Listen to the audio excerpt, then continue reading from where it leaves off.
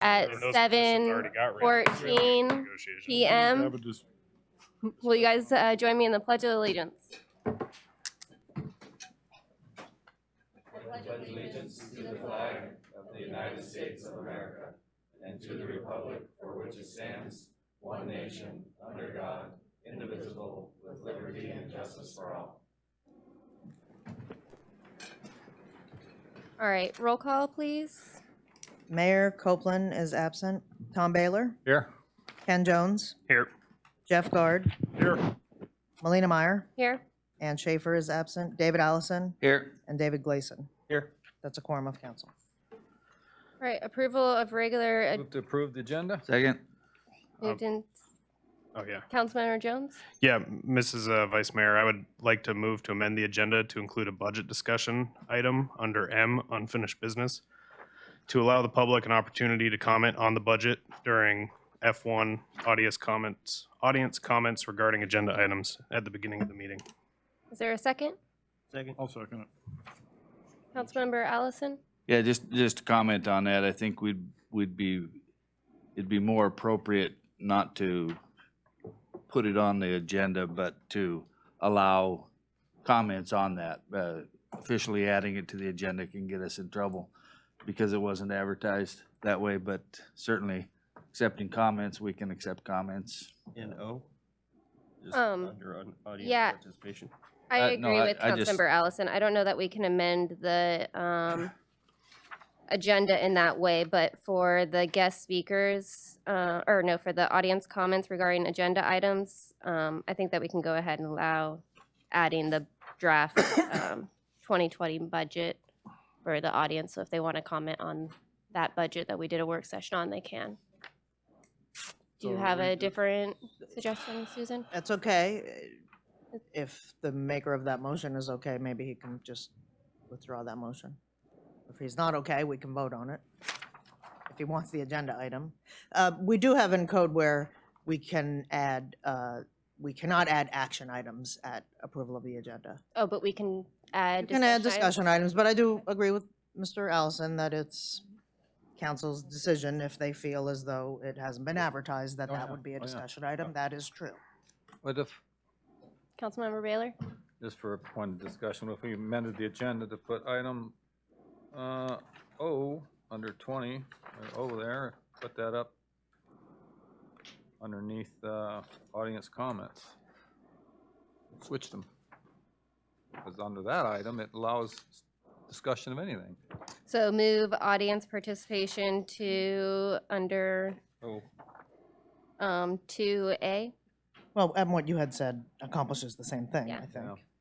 If there's, but as long as we do it by consensus, I'm good with that. As long as the chair agrees not to cut people off if they start going off on the budget, then I would withdraw my motion. Allison. Second, agree with that? Yep. Okay. We're good. All right, so let's vote on approving the regular agenda. All those in favor, say aye. Aye. Aye. Those opposed? Seeing none. Moving to disclosure of conflicts of interest and ex parte communications. Anybody else have one to declare before I declare mine? Seeing none, I'm gonna pass over the meeting to Councilmember Allison. Do you want to declare your conflict? Yeah, Oh, well, you And- didn't declare it during declaring conflict. well, I'm in it right now. I gave other people a chance and then I'm Okay, sorry. declaring mine right now. So I have a conflict for item number 16, ordinance 1178. I have a marijuana retail license and plan on opening up my shop this year, so I have a conflict with that one. And I'm gonna recuse myself Okay. for public comment later on too. I think I did that right. Anybody? Yep. All right, so communications by and petitions from visitors. We have a guest speaker, item 11A, which is Leif Stavik. Is going to do a presentation on the comprehensive plan report.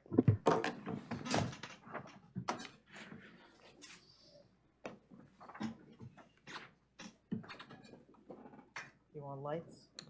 Did we Yeah. move that up, or did we do Should be the fine. consent calendar, the approval of the consent calendar and stuff? No, we're here. Okay, so we just moved that up, okay. So this is only a half-hour long presentation. Kidding, it'll be quicker than that. So the purpose of this is just to give a brief high-level wrap-up of the whole project. I'm not going to go through the plan. I think it kind of speaks for itself. I'm happy to entertain questions, though, and if you want to go over any specific parts, we can go ahead and do that. The website currently has the current drafts of the plan. Once we get it approved, we'll print it off and have a final draft for everyone. So the purpose of the comprehensive plan, it serves as a community guide. It protects what we value, but it looks towards the future, and it provides direction. It's important to remember that this is a really highly refined plan that had a lot of public input, and it hopefully will be approved by you all. So, you know, it has some heft to it, and we can use it in the future. Briefly touch on the timeline. The plan itself has a more detailed timeline going through the specifics of everything that we've done. But in August, we started by getting the project funded, and we did background research and in-depth interviews with Agnew Beck, who was hired to prepare the plan for us. In October, we had our public participation kickoff with our first community conversation. We had various community events that we attended. We had postcards, and we formed the comp plan committee. In February, we had the biggest rollout of our public participation that coincided with IceWorm. We had the second community conversation, and we were at all of the events. Agnew Beck was really good about getting feedback from the public. In May, the draft plan was published and presented. We had an extensive public comment period over the summer.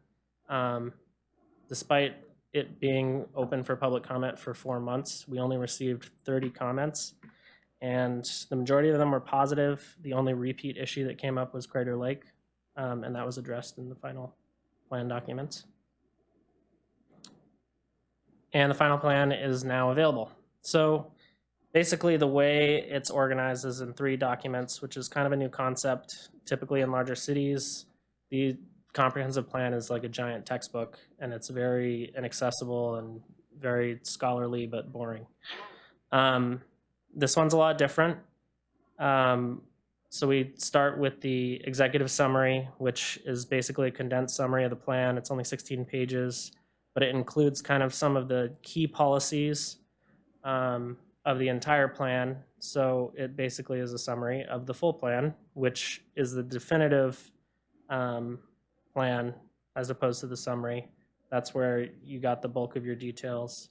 But my favorite part is the appendices, which are almost 200 pages, and but it includes all of the background data that kind of informs the policies of the plan and has a lot of really great, useful data, interesting stuff in there. So these were the topics that are covered in the plan. Throughout the plan, they're organized by goals, strategies, and actions. And our next steps, first step is approve the plan. It's on the consent calendar tonight for your approval. Second is spreading the word. Communicate to others about the plan. Bring it up in conversation as much as you can, and within organizations outside of the city. And really encourage people to go to the website and read the plan. I think one of the strengths of having that executive summary is it's very accessible, it's very readable, it's really user-friendly, so we're gonna make a lot of copies of that. Please spread that throughout the town. And lastly, use the plan. Again, the plan went through a really rigorous public process. In fact, Shelley from Agnew Beck said that we had the most broad spectrum support throughout the process. A lot of most of the people were on board with some of the major policies of the plan. So that was really good to see. And we'll be going over the implementation with the city manager, but really we've already been using the plan. It's been mentioned multiple times. We've been using it in our grant applications that we've been applying for. It was brought up in the city manager search.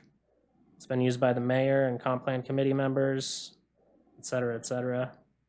And if you have any questions, Feel free to ask. Shoot. For later use tonight, since we're already using this document, one of the top comments, the top comment in transportation, and because of interconnectedness through the subjects, wishes from community members in the city were to preserve and improve ferry Yep. service to Cordova. Yep. Thank you very much. Yeah, so we had the survey, just to touch on that. So we did the community survey last year at this time, and the ferry was in, the top priority. But as you read through the kind of narrative comments that people provided, as you mentioned, it quickly becomes clear that the ferry is kind of an integral part of a lot of different pieces, such as cost of living and some of those other issues. So, yep.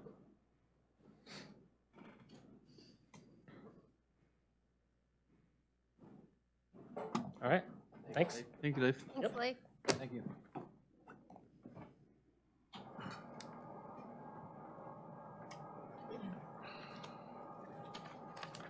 All right, audience comments regarding agenda items. This is the one that I'm going to recuse myself from. Okay, and just point for people's information, she's recusing herself from the marijuana issue, but anybody that has comments on anything else, she's still here to hear your comments as well. So, open for audience comments. Anything on the agenda or the budget?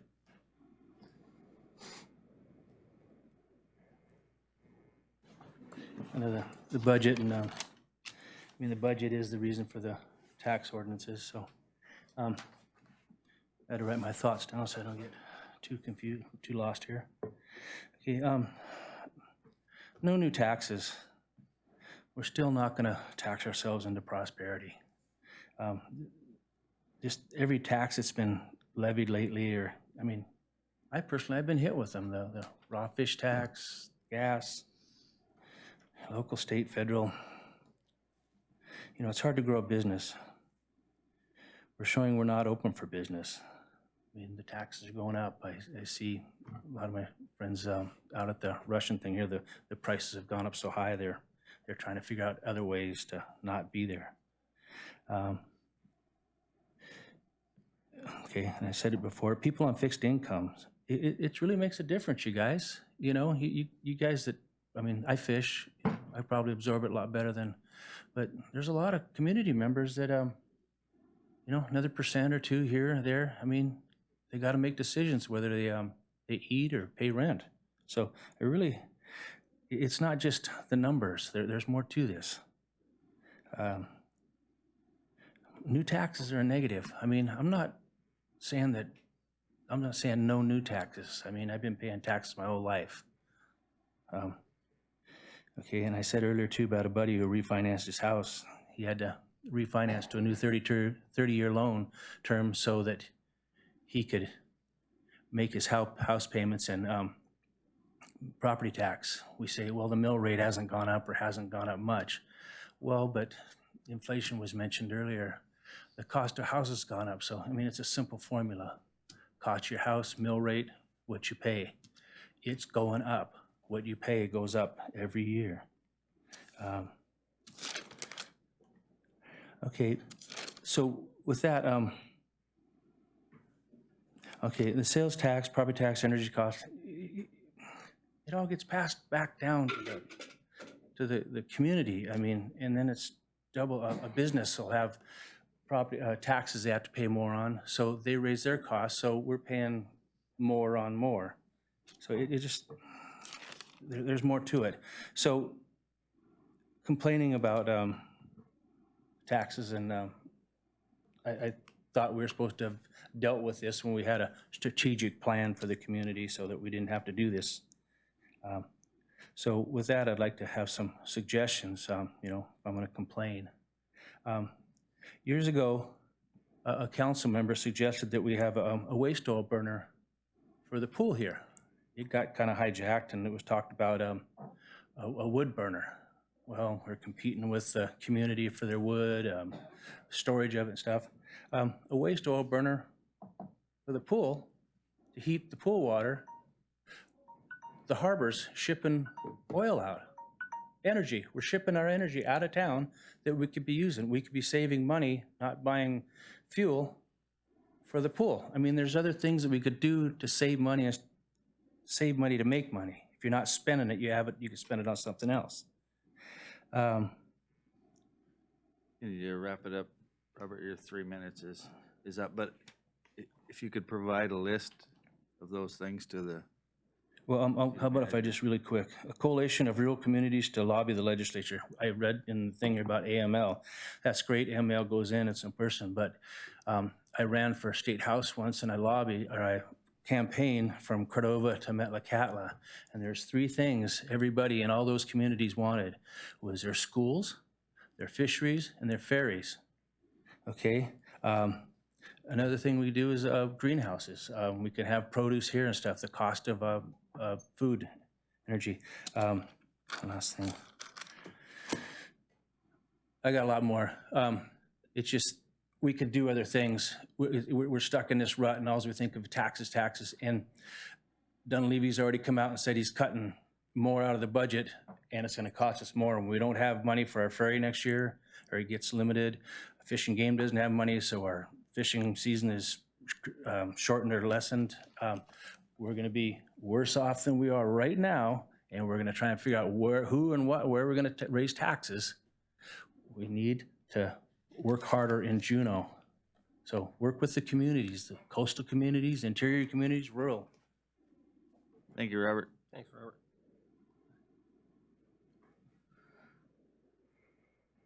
Anybody else for audience comments? Anything on the agenda, including the budget? I'm going to go ahead and use both my opportunities to talk about the marijuana tax, and then also if you guys have any questions, I'm here and happy to answer them. Just wanted to kind of touch on this moving into a licensed regulated space, marijuana. There's a lot of regulations and taxes that are associated with it.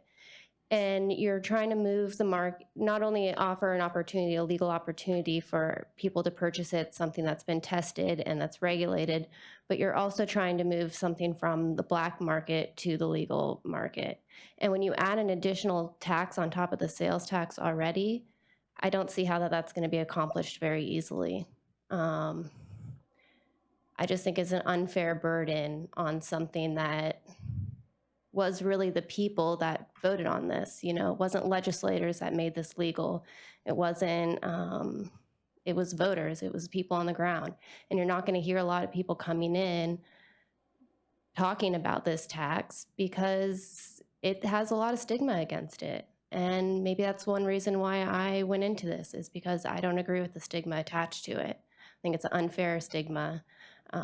Attaching it to the same as alcohol and tobacco also is very incorrect. And yeah, if anybody has any questions on the industry or the tax, I can answer them. I've been in the weeds of it for a little while now. Nope. All right, thank you. Please Melina? amend the ordinance or vote the ordinance down. Thanks. Anybody else?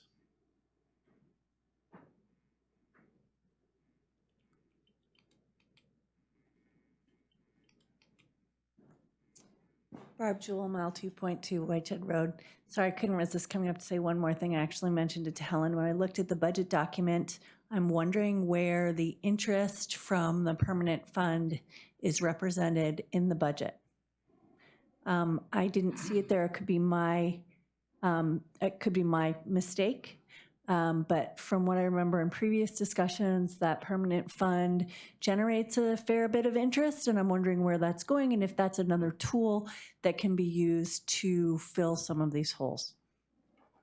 Believe that stays within the permanent fund. Anybody else? Once, twice? Okay, we'll move along then. I'll hand it back to Vice Mayor Meyer.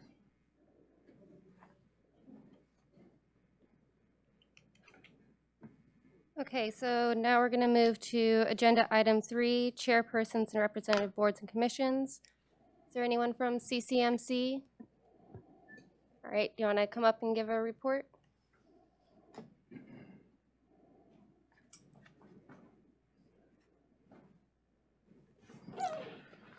Thank you. I'm Randall Draney, administrator of the hospital.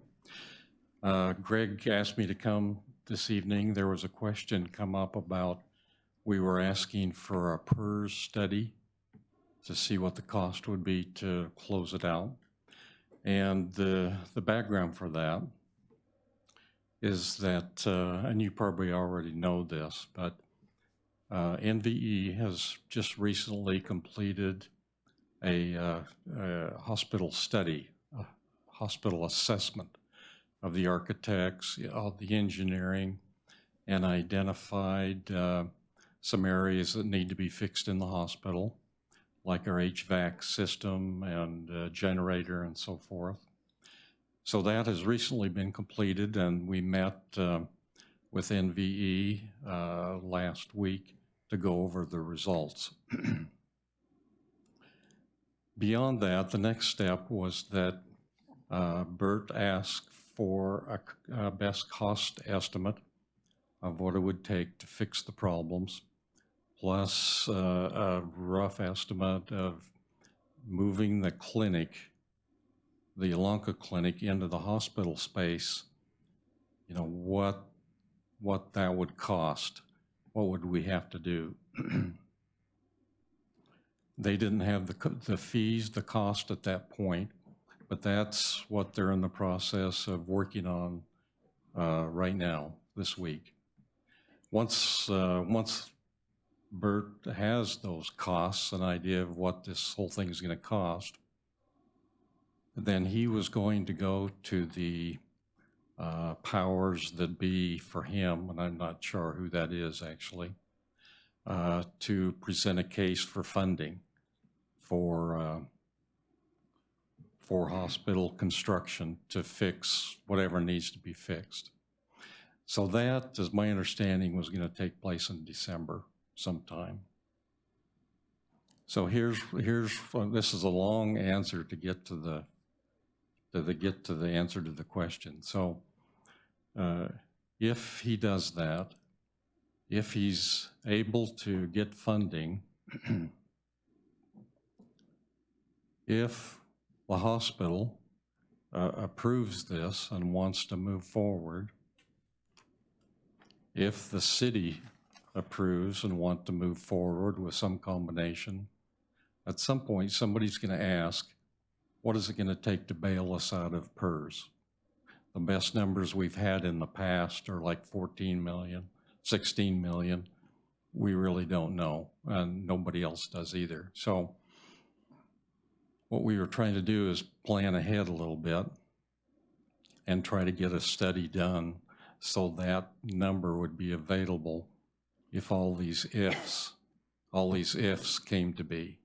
So we were just trying to plan ahead. And so that's why this came up. So that's my story. Any other questions? Councilmember Allison? So are you asking for funding to do that study, or this is a study the state does, Right. but they PERS. charge you for it?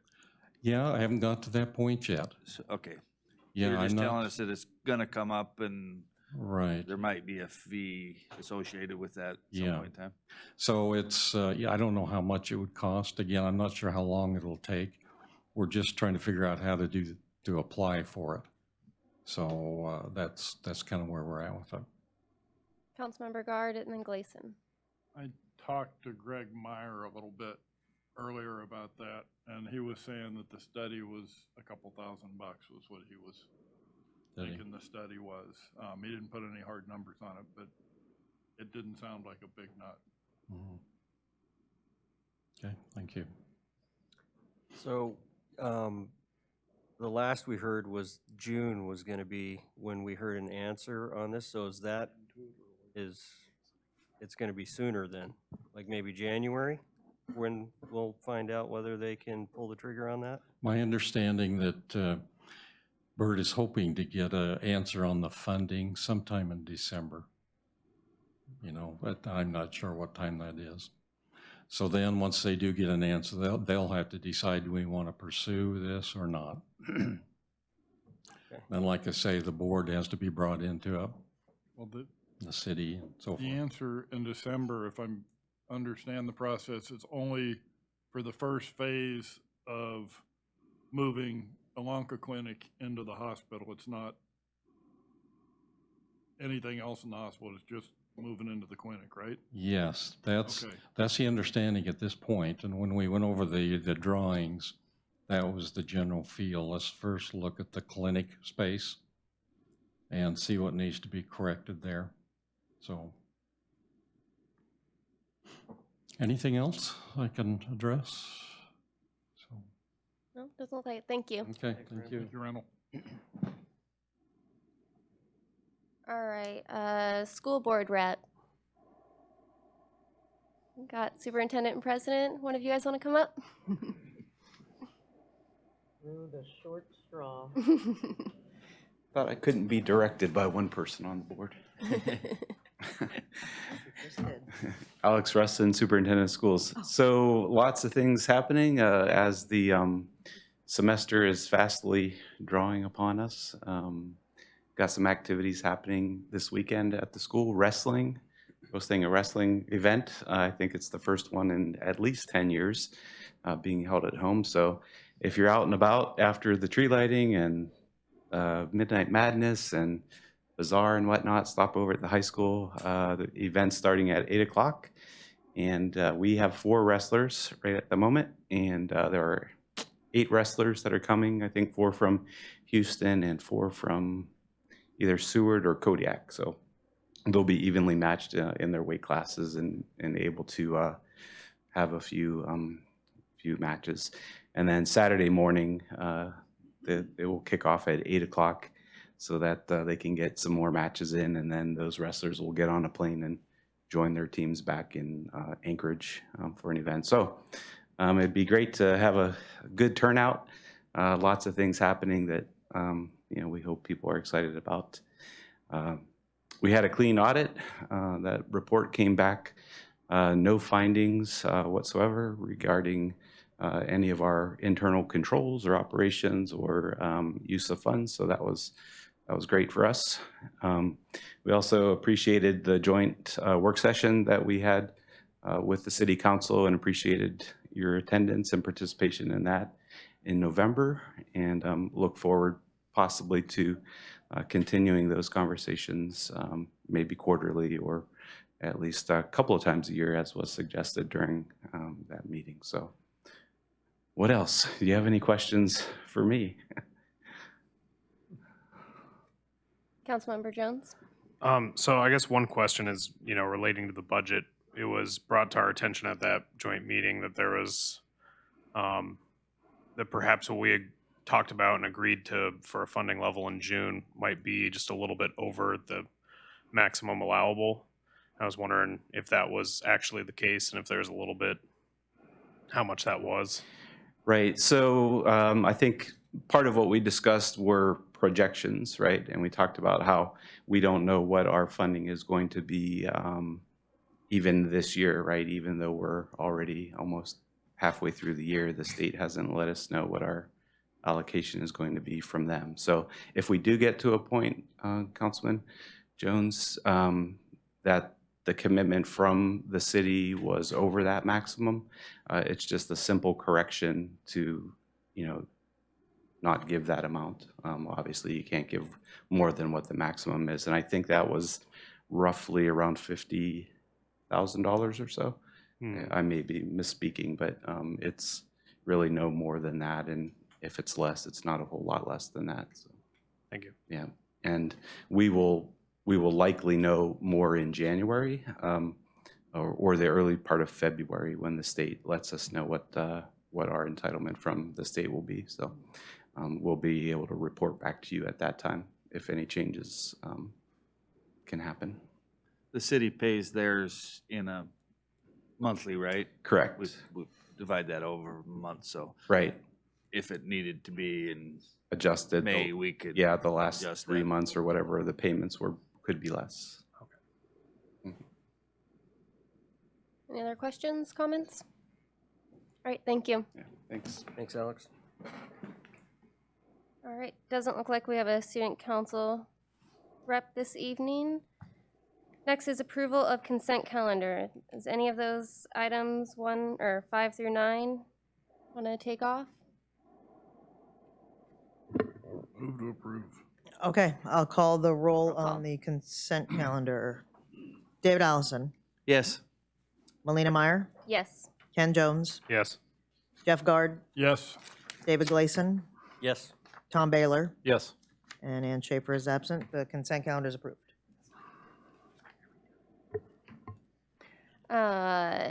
There's 0 consideration of bids. The mayor doesn't have a written report and didn't leave anything with me or Susan, did he? No.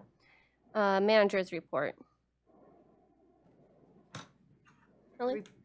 The report that that's in the packet is really the extent of what I have to share at this point.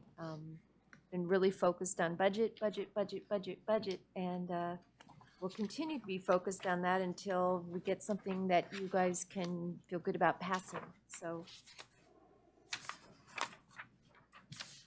I did attend the AML conference, so there's some information about things that I learned there. It was really informative. I guess the only other thing I will report on is that there's a strong group of coastal communities that is going to be working together to put pressure on the governor and other powers that be around the ferry. That was a big one. The other thing I've learned that there might be some efficiencies that we can gain through use of AML services. They have not only a health insurance program, they have an investment pool that provides competitive investment rates that we'll definitely be looking at.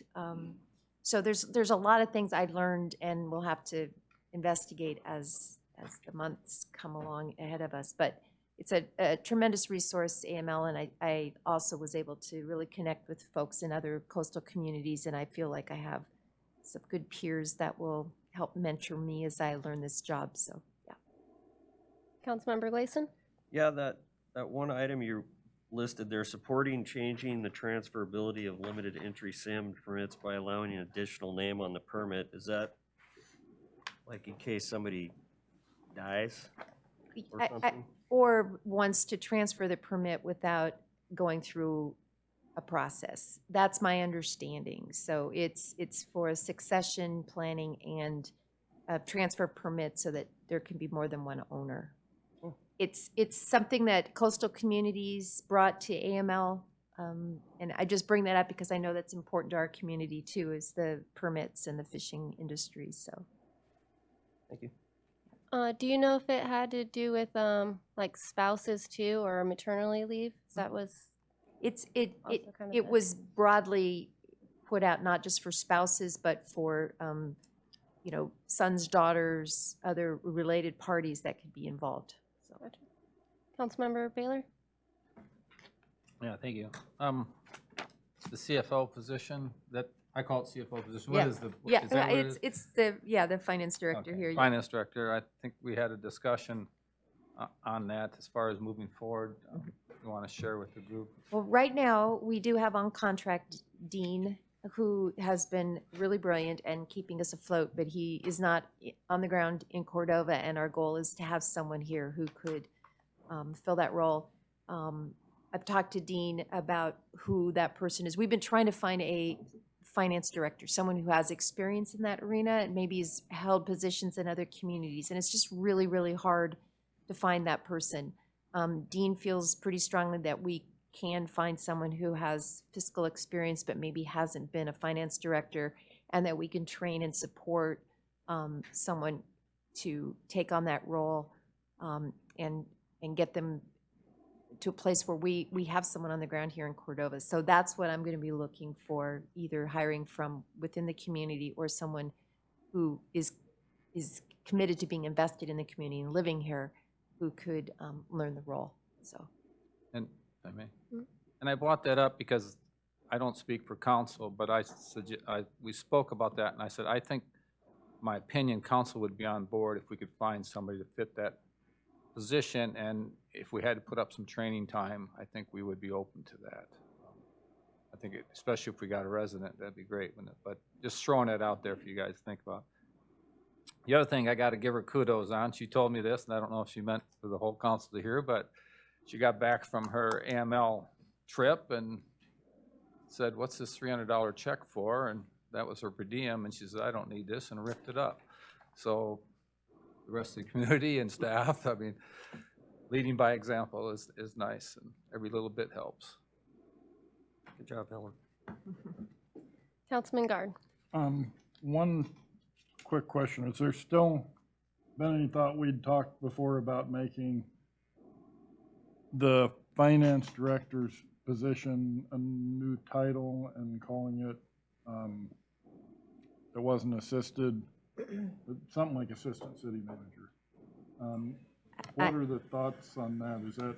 You know, I think it really depends on the candidate pool. I mean, it would be nice to have someone who we could think about succession planning so that there's an easy transition between managers. I don't know that I've put a whole lot of thought into that. I'm looking at putting a butt in a seat and having someone who can put a budget together. But if it was the right person and you all felt comfortable that we could groom someone, I wouldn't see any reason why we couldn't do that. But I don't know that that's necessary to attract that person. Yeah. I have no idea. I guess that's my answer. I have no idea. Your answer is you're open to it, but you have no opinions. Okay. Yeah. Thank you.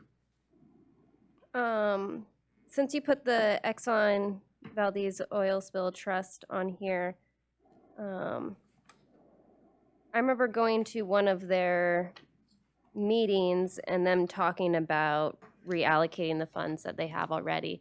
And now that we have a local community fund, I don't know, maybe we can get them to get some of that money. Because when I think of, and I spoke there, the mayor asked me to go there. I was speaking, and I was already in Anchorage to speak in favor of the new Science Center campus that they helped fund.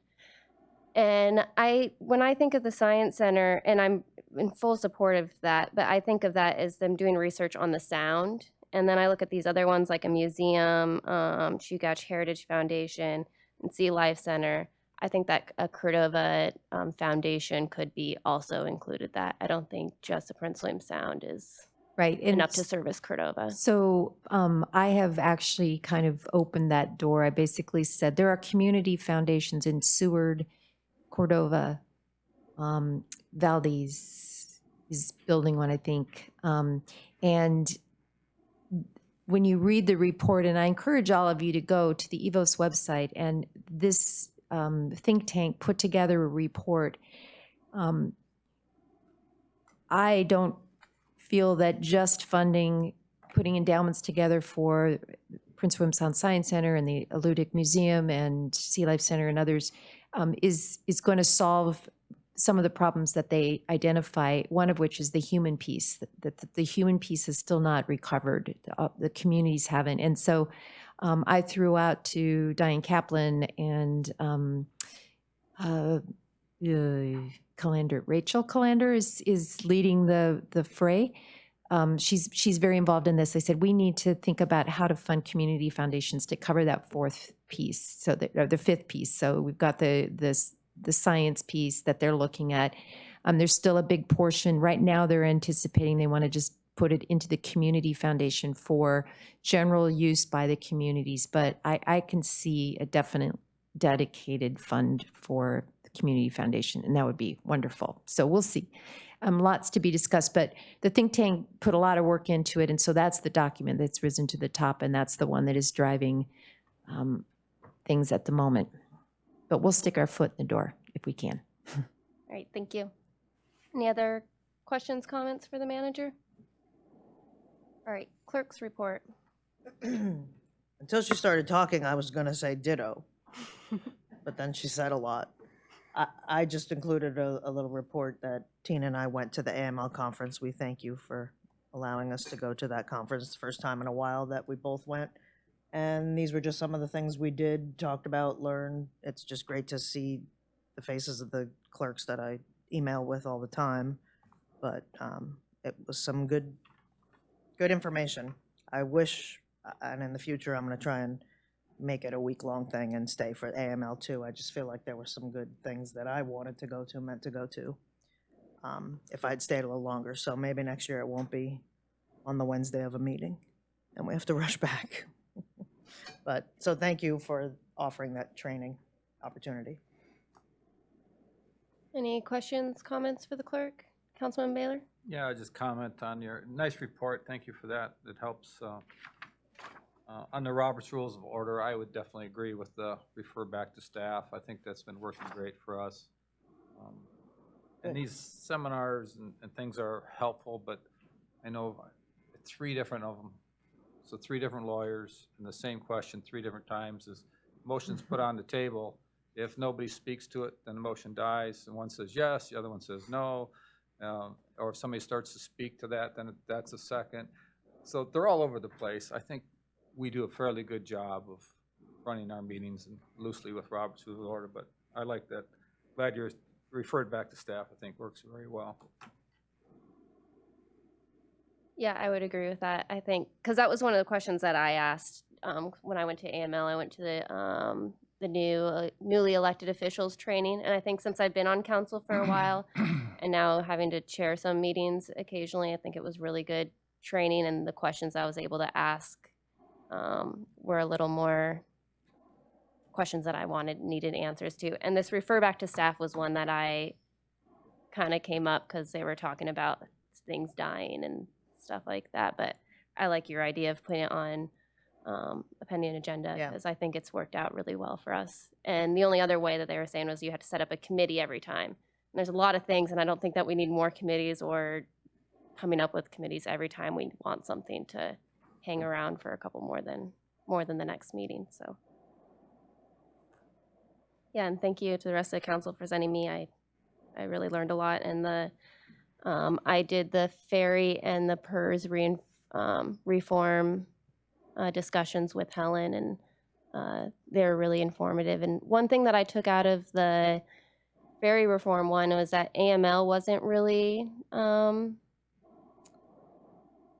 they knew about the ferry problem, but they didn't know exactly how other communities were trying to combat it. And I think that they're a really good resource that we can tell them what we're doing, the letters that we're sending, the hearings that we're testifying for, just kind of looping them in, and they can connect us with other communities, I think would be a good resource, and we're a member of it, so I think we should use that resource as much as possible. So we did have a mayor's report. Yep. I know. There you go. Well, they were talking about AML. All right.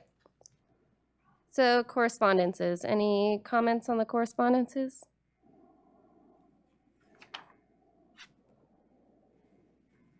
Seeing none, we're going to move to ordinance and resolutions, and I'm going to hand over the gavel for item 16 and recuse myself. Okay, item 16, ordinance 1178, an ordinance of the City Council, City of Cordova, Alaska, amending Cordova Municipal Code, Section 5.40.012, to add marijuana concentrates, marijuana products, cigarettes, tobacco products, and alcoholic beverages to the list of sales subject to a 6% surtax, and amending 5.40.020 to add the definitions of each. This is second reading, so it will be a roll call voice vote, and it takes a majority of council, so it would take 4 votes Correct. in the affirmative to pass. I move ordinance 1178. Second. Moved and seconded. Councilmember Baylor? I've had my say on this. I'll let others speak. Go ahead. I've got one thing to maybe bring up that we might want to consider here, but I've got a question before I do that.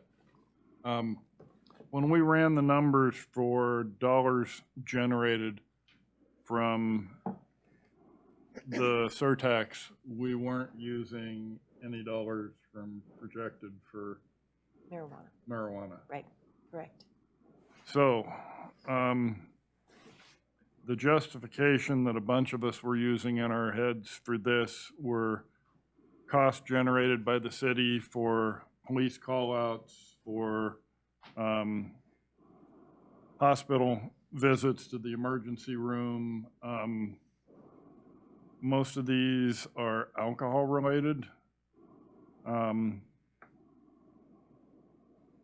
I could live with, as far as giving some business a chance to get their feet under them and get their bearings in it, I could leave this tax in place for marijuana, but put a 1-year moratorium on it. If anybody else was so inclined, if we want to give new business a chance to get their feet under themselves before new taxes they hadn't been looking at before all this started, as far as business plan and, Are you saying to defer the start of the marijuana portion of this to 1 year out? yep. Just throwing that out there for discussion, because we haven't used any of the numbers for budgetary items and what we're looking at for what this tax would generate. We've talked about wanting to facilitate for new business.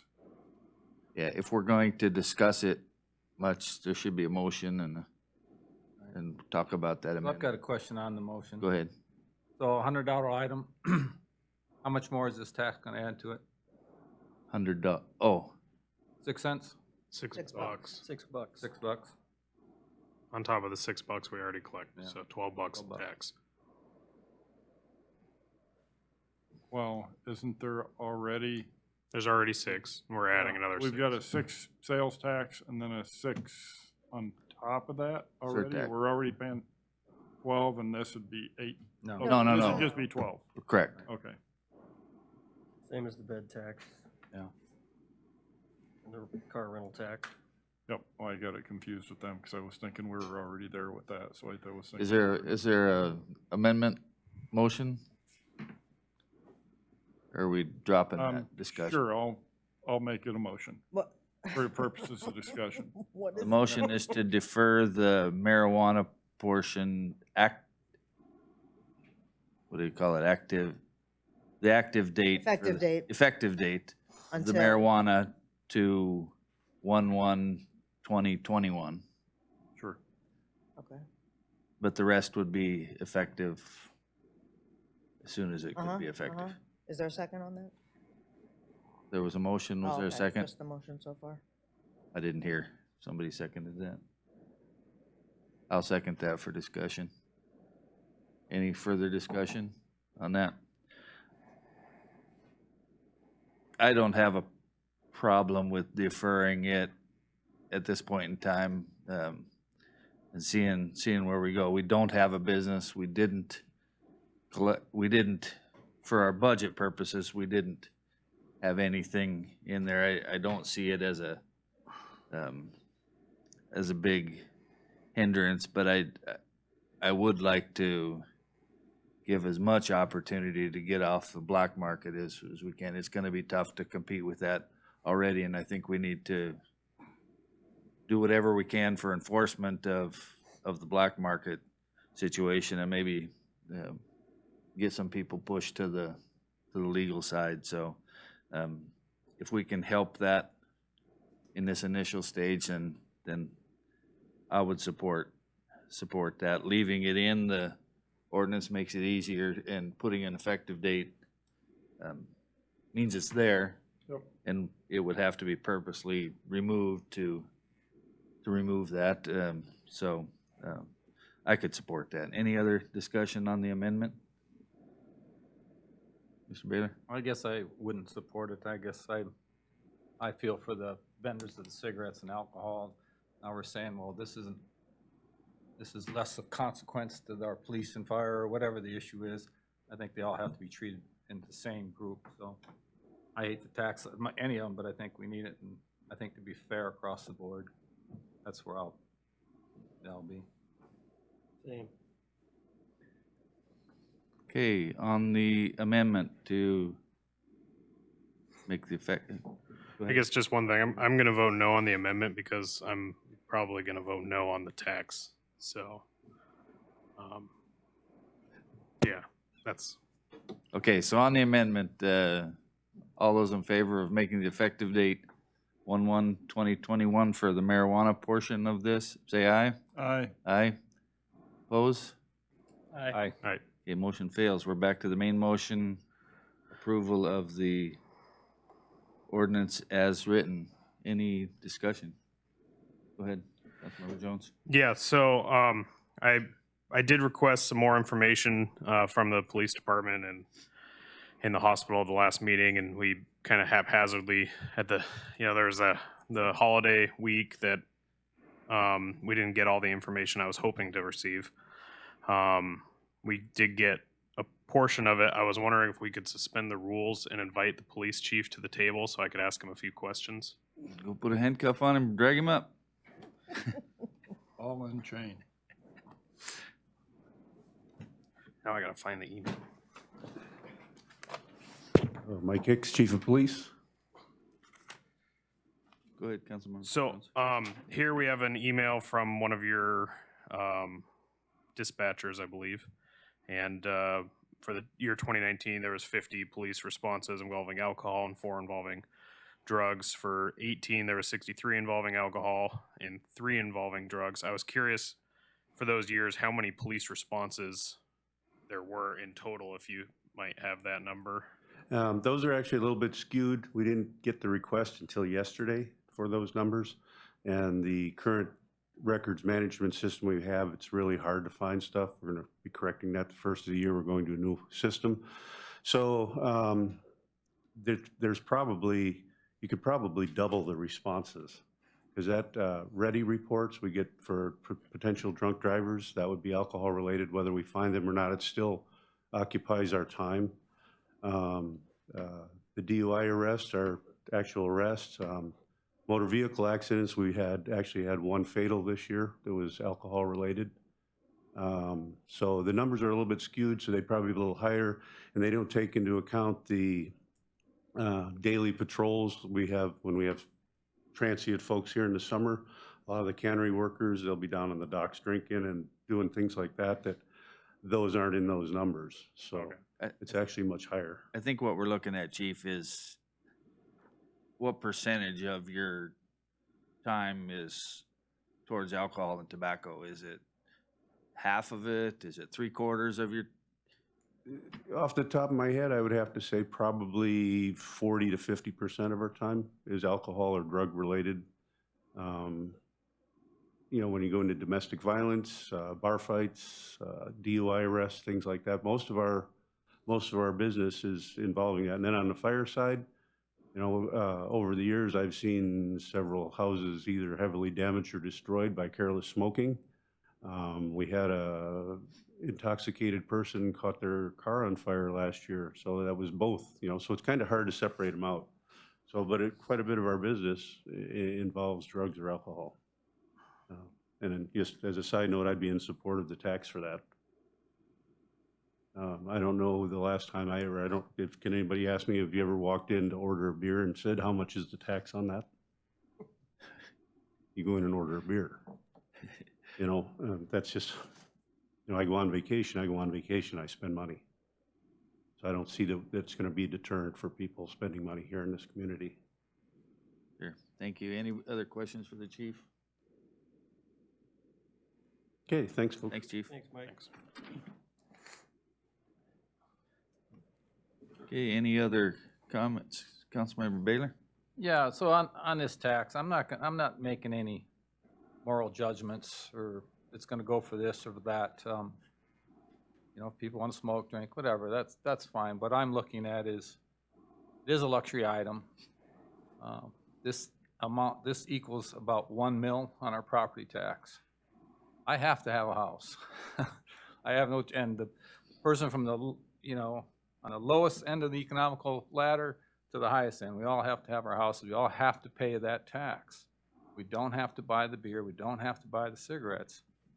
So that's where I make the judgment here. It's not on moral grounds. It's like, do I want to raise the property tax 1 mil or do I want to do this? Now, the argument could go to that, well, can we do $250,000 worth of cuts? I don't think we can. And if we're gonna make the judgment, let's not raise tax on alcohol, cigarettes and tobacco, and by the way, we're not gonna pay our staff, you know, that argument doesn't wash either. So that's why I'm gonna support this. So, thank you. Any other comments? Well, I'd just say the hospital, when I talked to them, they said about 20% of their ER visits were drug and alcohol related, so that's a pretty big number. And the previous administrator did say that a lot of the money from those visits was never recovered, which is why we started talking about this in the first place. Anybody else? Last chance? Ditto, ditto. Okay, can you take the roll, please? Yes, I will. So on second reading of 1178, Melina Meyer is conflicted. Ann Schaefer is absent. David Gleason, Yes. Ken Jones,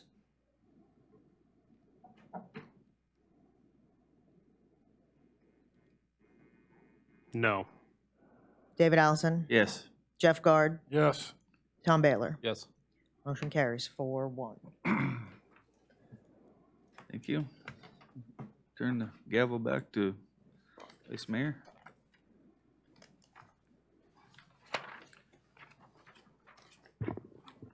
All right, item 17, ordinance 1179 on page 74. It's an ordinance of the City Council of the City of Cordova, Alaska, amending Cordova Municipal Code Section 5.40.010 to impose seasonal tax rate of 5% in the winter and 8% in the summer of each year. So moved. Is there a second? Second. Would you like to speak to your motion, Councilman Guard?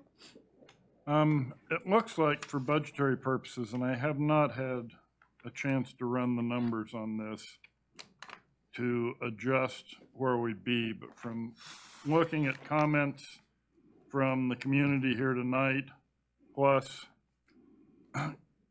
comments I'd received from the public since we started this discussion, the seasonal sales tax was the more popular version of this. It's looking like from the new numbers brought to us by the manager, if we do if we did the alcohol, tobacco, and marijuana tax that we did, we still got a $250,000 shortfall. So that would mean on 1180, we'd only need 0.5% there instead of the whole percent. And if we do a seasonal split, I don't know if that means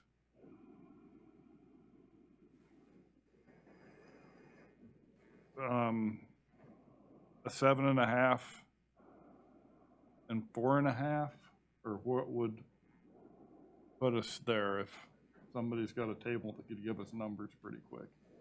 I don't, just a second, I'm going Well, I think you'd have to amend the motion and then get into that conversation. I mean, the motion on the table is for the 5 and the 8, right? I think just as a Okay. point of order, I mean, we can't go down the, Okay, I will put that motion on then. I move to amend ordinance 1179 to generate $250,000 instead of the $500,000, roughly speaking, number that we've been looking at before, so we can balance the budget with it. Okay. Because that's all we're trying to do is balance the budget, not excessively fund the Councilmember machine. Baylor? We don't have a second. Oh, second. All right, motion dies. I'll speak to the main motion. Right. So I'm gonna throw a monkey wrench in this. I don't want to vote both of these down. I believe if we do that, then they're dead, and we'd have to start all over. The manager just said, basically, and correct me if I'm wrong, give us the tax that we just approved. Let me go back, look at my budget. I think we can do it with this. So I would propose that either we refer these back to staff, or we'll get advice on how to just table these, so to speak, let her go and do her job, and come back at the next meeting. If at that time she said there's no way we can do this without a tax, then we move forward. But I would prefer that we just stay with what we got right now and let her see if she can do your job. Would you, I don't want to put words in your mouth, is that where you're at? I mean, we could certainly give it a try and then maybe have another budget work session that would be more focused and have all the information that you guys are looking for to help make this decision on the budget. So I'm happy to dig in. And as I said, Dean is now a resource available to us to help finesse and fine tune and make sure that the numbers are accurately reflected and that we actually have real numbers. So we'll be digging into that, and I'm committed to getting something ready by Monday of next week. So if you guys wanted to do another budget work session and then table this for now, and then we could bring it up again and see what you thought, I will have good numbers for you. So for my part, I would be voting no on this for those reasons. And I'd rather not do that, have it come back to us if needed. Did you want to make a motion on referring?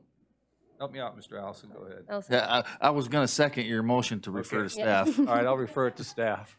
All right. I'll third it. Second. We have to vote on, yeah. Yes. All those in favor of referring this back to staff, say aye. Aye. Aye. Aye. No. Opposed? No? Okay. So that ordinance 1179 was referred back to staff. Next is item 18, ordinance 1180. It's on page 76 of the packet, an ordinance of the City Council of the City of Cordova, Alaska, amending chapter 5.4.40.1 .010, sorry, to adopt a 1% increase to the general sales tax imposed by the City of Cordova. Second reading. So moved. Second. All right, got a motion and a second. Do you want to speak to your motion? I would suggest we would do the same thing with this. Refer this back to staff. You want to make that motion? I move that we refer this back to staff. You did that on both of them with your first one. I'll second it. All right, all those in favor of referring this back to staff? Aye. Aye. Aye. Opposed? Aye. All right, so that ordinance is referred back to staff. Doesn't look like we have any unfinished business. Under new and miscellaneous business, council direction to staff to explore options to form a coalition of communities interested in legal action for restoration of ferry service. And this is just a discussion item, so opening it up for discussion. Councilman Guard. This is on here because I asked for it. Right now, it looks like the administration is trying to quietly behind the scenes dismantle the ferry system. We've lost the certificates of inspection on both fast ferries. None of this was done above board with any public discussion on anything that was going on. They just quietly let them go away. That's $5 million a ferry. We kept being told that we were gonna have ferry service starting next spring in May. We're not sure when we're getting it.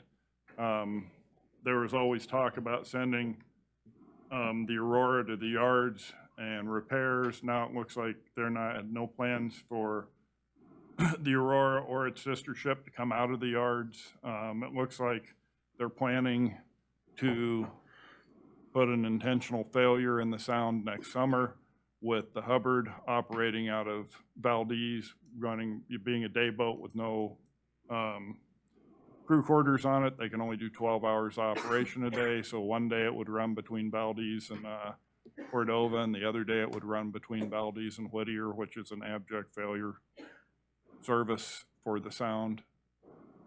I think our only hope of preserving anything to have any physical infrastructure left with the ferry system is to look at a lawsuit against the state and the governor for what he's been quietly doing behind the scenes. I mean, we at least have to have public input and public discussion on doing stuff like this to a state asset this size. So that's my intent on it. It seems like there's plenty of interest in other communities in the state. It would be my belief that we could get a fairly strong group of affected coastal communities together to join in this action together. And if we don't, it's all gonna go away and we won't have anything to get when this is all over. It'll be gone. So that's my feelings upon this. How does anybody else feel on it? Councilmember Allison? Yeah, I don't disagree with any of that. I think that we're in the process of making that coalition of communities now from what I read in, I think it was on the emails, somebody sent something, maybe that was the manager's comments, but it sounded like that group is being formed now, and we will have board members as part of that. And I do agree that this should be one of the first things that they discuss, and it needs to be done soon. We'll see where the legislature is at next month on this and any veto overrides or how they're feeling about it, but legal action may be the only recourse we have at some point in time. I don't recommend our attorneys for that, but that I certainly wouldn't be against discussing that when we get this coalition formed. Councilmember Baylor, before I we go to guess- second round. Yeah, I guess my comment would be that I don't want to see the headline Cordova Sioux Governor. If we're going to do something like this, it should be a coalition, and we're not the ones out front on the headline. We're also trying to get our harbor and other things. We also have a lobbyist. I'd be interested to see his thoughts on, mucking up things that we're working on. So just tread lightly on this. Anybody else before we do the second round? Gleason, Jones? I kind of agree with what's been said. I mean, if we can join a coalition and if this is the route that we need to take, I think it's a really important community problem that we have, and we've been really singled out, it feels like. I know that we're Prince William Sounds, we're not really attached to the other two, southeast or southwest, so that's put us in a different situation, but losing our ferry for 8 months has been a big deal from us, and we've been hit really hard, and we can join other communities that have been hit hard too. I think legal action might be the best way to go. I don't know. Councilmember Guard. Again, I can't reiterate that we really don't have a lot of time left to deal with as far as waiting to see where the legislature lands on this. There were monies appropriated to do things. There are pots of money that we already have appropriated within the state that the administration has refused to deal with. And they keep saying we have no money when there are pots of money sitting right there that are already allocated for it. Every piece of information we get out of the governor's office on this or out of the administration has been erroneous, misleading. They refuse to talk about it. They say they're working on it, and then they don't come out with anything until they stick it to us. We're the low-hanging fruit, not being connected with Southeast or not being connected with Southwest. We're the only community of major size that this impacts us heavily here in the Sound. So it's now or never. There's going to be nothing left. So I'd like to direct staff to head down that road. And I'm not saying to do it by ourselves and have the headline say Cordova sues the state, because I think there's lots out there that'll join us, but I'd like to see us start down the road immediately. I don't know if that takes a motion to vote on or what we need to do. Could we do a general? Doesn't sound like there's consensus, We're on so the I agenda don't for know. Next meeting. I mean, you can report back at the next meeting on what we've found out. I mean, with the, did Yeah, you say? I'd be more than happy to see what other communities are doing. I can talk to other communities and see if they're in the least bit interested in starting some sort of litigation, and then I'll report back, yeah. I'll get that Maybe we could have information. a agenda item on the next one that we could vote Yeah. on, whether we could go Yeah. down that way and you can get some information. Yes, I will get that information. Some problem. quick summary on it. Yeah. Any other discussion? All right, seeing none, we'll move to pending agenda. And I've written that one for next item, that litigation item, Melina? right? Councilmember Baylor? I guess I would just, on item number 8 on the future agenda, Mm-hmm. with council's concurrence, I would like to look elsewhere for council board training other than our city attorney. I'm not really impressed with the training that they've had, and there may be some training that we keep down there without cost. So I'm just, you know, looking at some options there. Councilmember Allison? Yeah, no, that might be something that we could work with NVE on again too. I know they brought in a trainer at one point in time, and they invited all the boards around the community to attend that training session. So there might be some pooled assets we can put together to Cordova do that. Electric did it one year. And now that we're at this time of year, do I wait until after March? What do you guys think? Do you want something early next year, or do you want to wait until we get any new council members? We're trying to get the best bang for the buck, getting the. Well, I can call new people on. DCRA too at the state, and I think that they maybe can send somebody, but I don't know what that consists of exactly. Hopefully, there's new people. So is there enough of you to say, I'd love to take things off off this pending agenda. It's getting pretty full. So am I taking that off, or am I just changing it up to explore other, are there enough of you that My feel that way? suggestion would be explore other options than the city attorney. But that's just, Well, I mean, it got put on there because somebody I put it on agree. there, so. I would are you agree. guys okay? There's enough agreement there? I think, And then what about timing? Ellen is our. After the Our election. city manager's got some contacts and knows some things, maybe we can come up with something. Yeah, we'll see what we can find. Okay, and what did we say, spring or no? And then, can I, Mm-hmm. and then to that, I wouldn't be opposed to having it with this group, but you could also, just a thought, could you open it up to some public that wants to attend? Hey, if you're on a board or commission, or you think about running the council, sit in the audience and listen to this type of thing, would that help? I don't know. Yeah, that's kind of what I was going to say. We have a lot of boards and commissions in this town, so I always invite Yeah. everyone when we have one. maybe we could reach out to them, see if they want to do a group, sending somebody else in that, maybe that's just like a Robert's Rules of Order, and then maybe do another special session on Open Meeting Act, because that's kind of separate from. And then the other thing I had with our technology today, if it was with this group, we could film the group, and any new members can watch, you know, that would be a good way to pass that information on.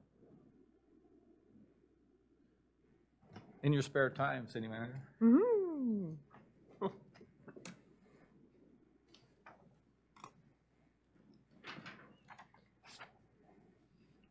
Councilmember Allison? Yeah, I'd like to see, if I can get some support from another council members, I'd like to see our organizational chart and job descriptions or something. There was a handout that we had tonight earlier. I'd like to discuss that and I would second. maybe some other ideas along with that, with our manager. I recognize that our manager is the one that decides appropriate staffing, but we budget for it, so I'd like to, it doesn't have to be before the budget. We can, I'd just like to, at some point in time, discuss some of these things. You know, it has changed somewhat since we had a few retirements, and those weren't necessarily approved by council. There's some debate over whether at least one of those employees works for the manager or works for council, and And I think we need to make sure everybody's on the same page with all of those things, so. And I just want to speak briefly. This is a brief overview because I know there's a lot of, sometimes the job title and what the person is doing are different, in at least the impressions are different. So I do hope you'll match up the org chart with this as a brief 2-3 line description of what the person is doing, just so you have a sense of what our employees are doing. It was really useful for me to see that because sometimes the title is misleading. How should I write that on a pending agenda? Do you think maybe a work session in the future, in the new year, on org chart, job descriptions, or approval of what is in existence right now? Because I think, Well, I think we need to have a workshop to discuss it before we talk about approving anything. And I want to review code a little bit too. I'm not sure. I know at the hospital, the CCMC board had to approve their organizational chart at least prior to us having this new structure over there. I don't know if it's still the same or not. And I don't know if we need to approve this. All I can tell you that I know that it has changed since I've seen it. I know there's a couple new positions on there that council hasn't necessarily approved. So I just like to get all of that clear, and if we want to have it approved, anyway, we just need to have that discussion. okay, got it. Well, I got a thought. Why don't we just keep it like we've been doing, put it underneath our reorganization workshop? We know we're not talking, well, it kind of falls under that. Let's just talk about it. If we move something, we do. If we don't, we don't. But we've been talking, we've never got a clear picture on all of those reorganization meetings, so let's just We need to have put that it meeting. underneath that. you know. Yeah, but let's put it on the schedule in Right. January or February, Okay.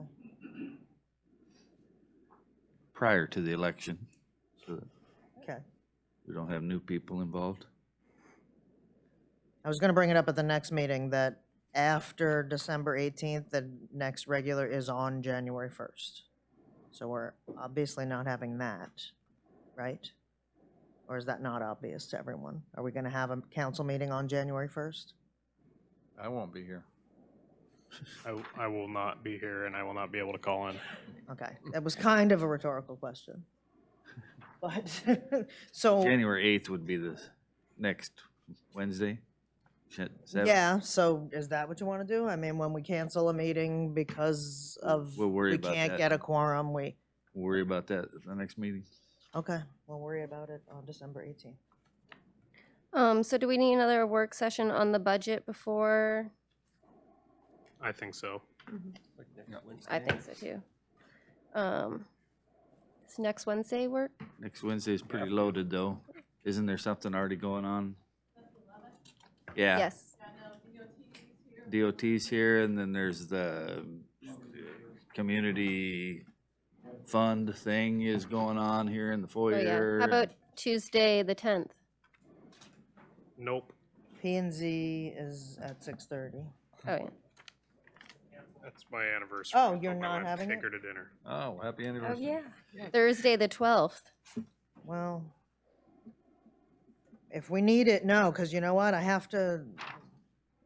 we're gonna need the completed budget on the 11th, ideally, to advertise. I guess I could do the 10th the if it's 18th. before 5 p.m. But let's do something during the day. Yeah. Or is that too hard for everybody? I don't know, I'll just be showing up under palm trees then. Yeah, you know what, Hapuna Beach call-in, not fair. 9th or 10th, 9th I'll be traveling.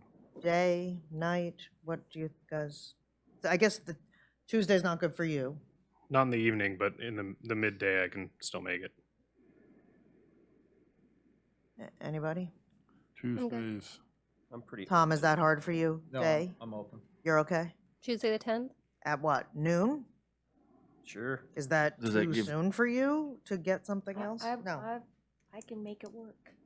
okay. Superwoman. Noon work session on Tuesday, the 10th. Okay. And then that can be a couple hours if it has to be, or it can be 10 minutes. Right, Helen? I hope we can do it in an hour. Okay.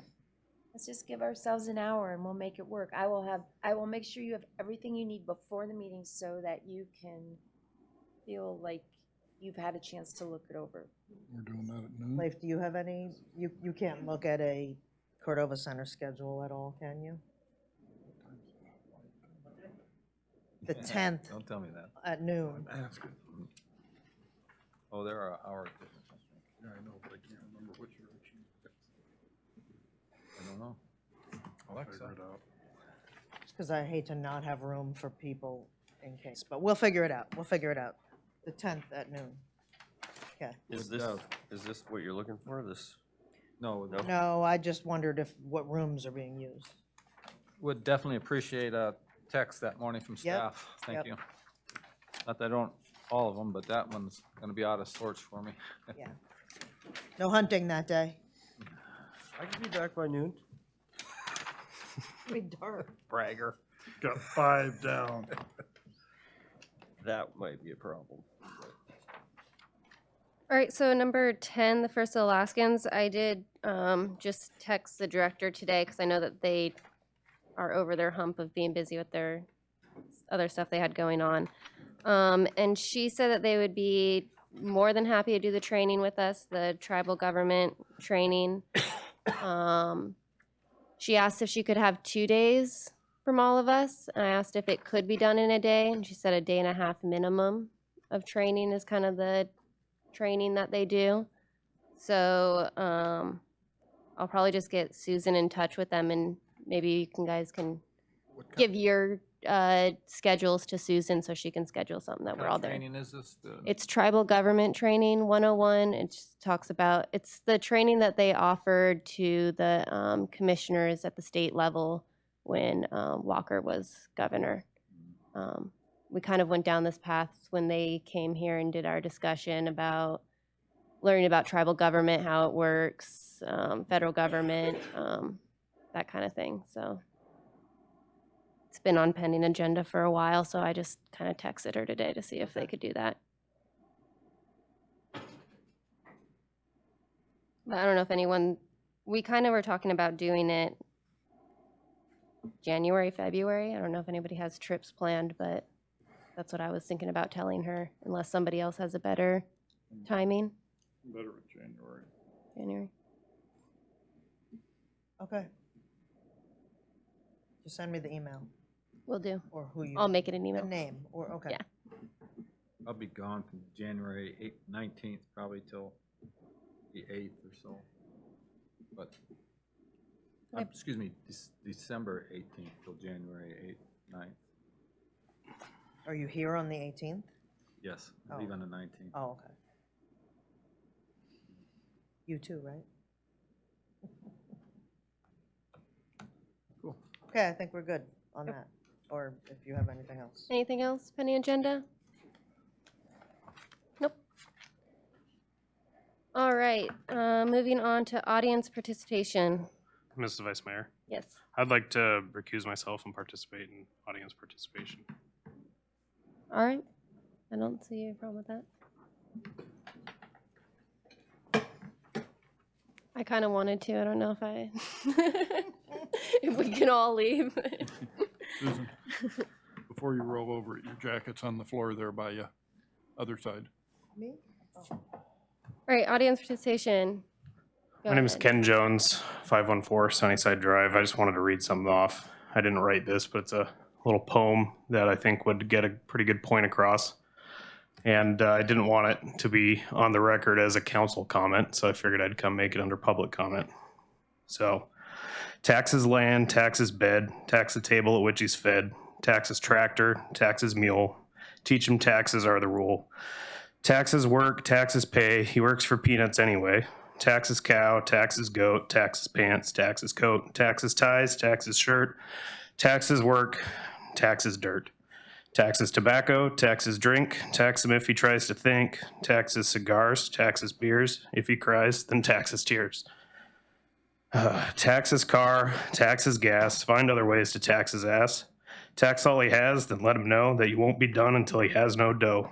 When he screams and hollers, then tax him some more. Tax him till he's good and sore. Tax his coffin, tax his grave, tax the sod in which he's laid. Put these words upon his tomb. Taxes drove me to my doom. When he's gone, do not relax. It's time to apply the inheritance tax. Thank you. Any other audience? You can come up, talk about anything, agenda item or not. Come say hi.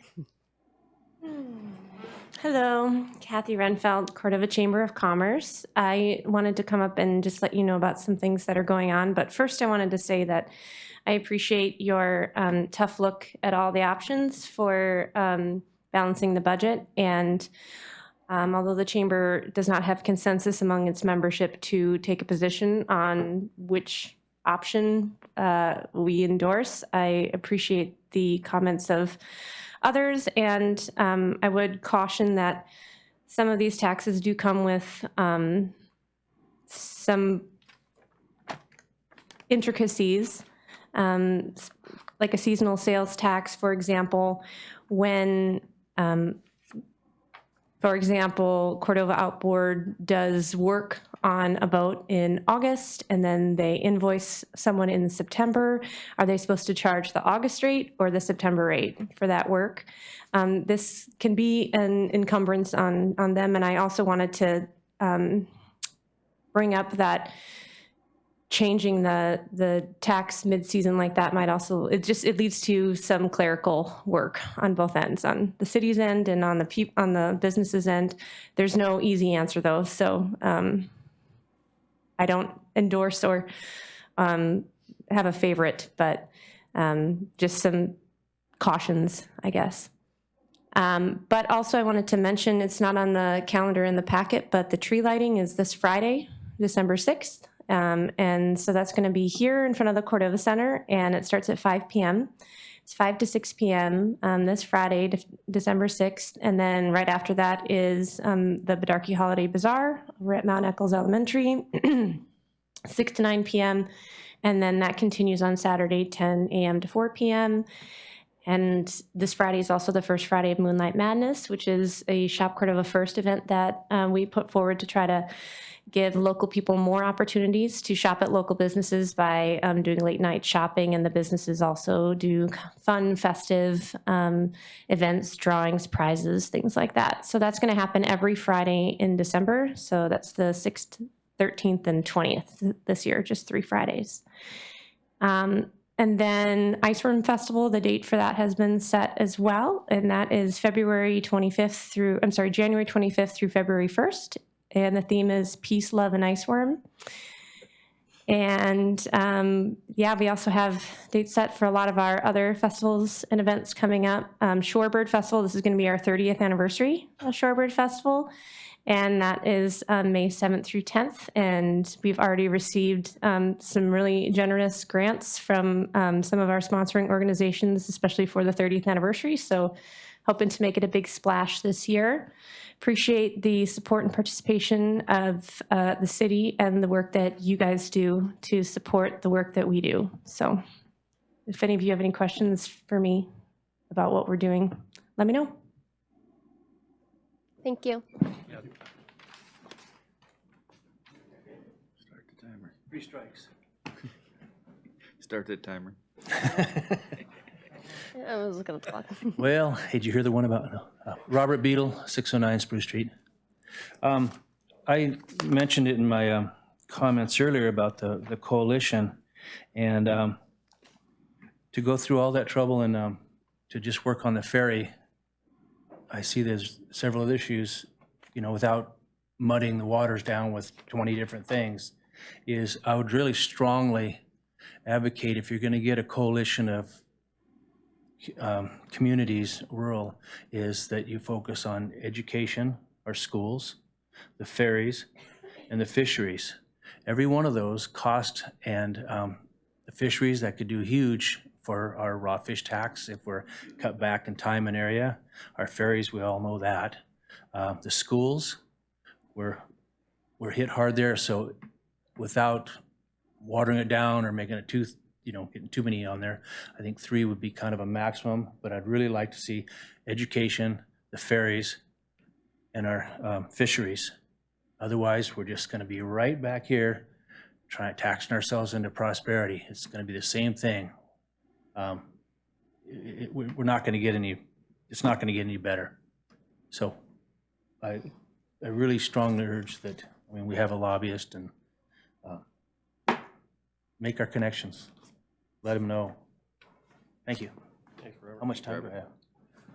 Minute and a half left. You have some of Kenny's time. Anybody else? Audience comments? All right, seeing none, we'll go to council comments. Councilmember Baylor? Oh, I knew you'd do that. You're to my right. It's easy. I've been to enough training for boards and commissions, and the golden rule is, once you vote on something, you support it. You may not agree with it, but you get your opportunity as a commissioner or councilman, whatever it is, to take your bite at the apple. You get to make your discussion, your argument. You try to bring others along with you.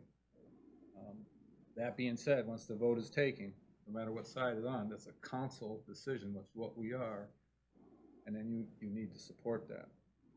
I'm not saying you got to go out and sing its praises, but you got to support it. That's the way it works. I don't like taxes either, but I'm going to leave here and I'm going to drive by our tax-supported city or police and fire hall. I'm going to drive by our tax-supported high school, our tax-supported pool. The roads will be sanded from our taxes. I won't get in an accident. It goes on and on and on. And I said it before, I don't know where to cut, or I'd say it right here. I think there is a position we could go down.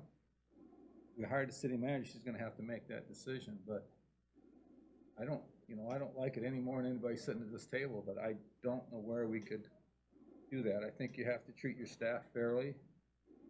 We'll get right into that.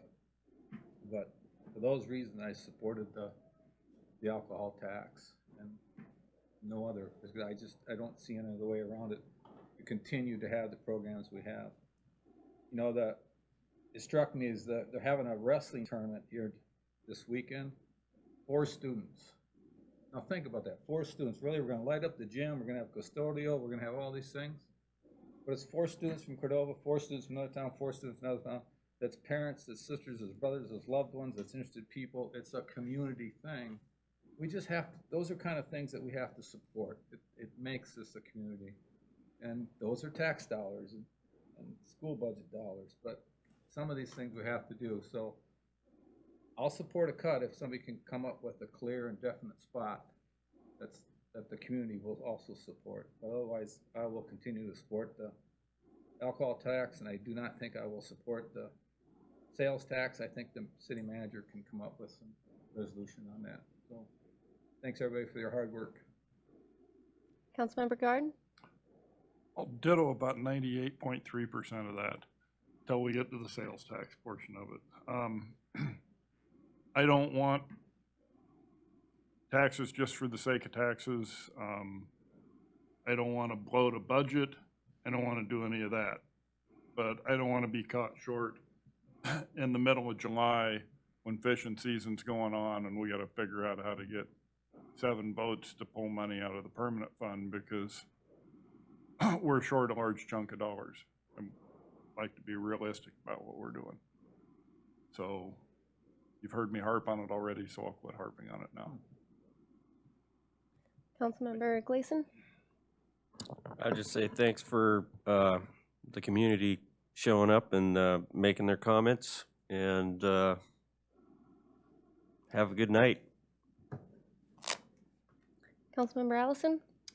Yeah, I too appreciate everybody showing up this evening. Though most didn't comment. I think we know why we're here to protect your community. Just a couple of comments about some comments that were made tonight on the AML investment pool. I think it's always good to look at our investments, and I think Councilmember Baylor's been pushing look at some investment options as soon as our manager gets an option. The city used to be part of that AML investment pool, and quite frankly, they were way lower than what we're getting currently anyway, so, but things change. Always good to look. For our discussion of the budget, one of the things, what we can ask our finance guy is that general fund balance. I'll try to have a financial statement for you. But I want to know on that general fund balance, what's allocated, what part belongs to the harbor and their and permanent fund, and because all of those permanent funds of our outlying, or our enterprise funds is part of our general fund. So when, I don't think we're gonna run short of cash, but we're spending those reserved funds from everybody else. That's what we're using. I think it's gonna be roughly $2.5 to $3 million in that total fund, but I think 2.5 of that is allocated somewhere already, and that helps us with our cash flow. But if everybody was to cash out at the same time, I think we'd be in trouble. So anyway, we need that to consider. Consider that at the same time. And just as a side note, for breakfast Saturday morning at the wrestling, I don't know if anybody saw the special concessions that they're going to have, but there's a whole slew of extra items that you can get. So come down there at 8 and get your breakfast, and then go up to Bedarkey at 11 or 12 and get your lunch, and you're set for Saturday. So anyway, like to see as many people support our schools as possible. So good opportunity this weekend to do that, several places in the community. So thank you. Councilmember Jones? No comment. No poems? All right, and for my comments, yeah, I look forward to seeing what the next draft of the budget's gonna look like. I have real concerns about the hospital and not having enough revenues without doing a sales tax increase. And I don't want to be in the spot that we were this year of halfway through the year, bunch of budgets amendments, everyone needing more money. I would like to do a realistic budget, and personally, I think sales tax is kind of the one that we may have to go down, even if it's a 0.5% to make up the rest. But I think we need to be realistic about it and also start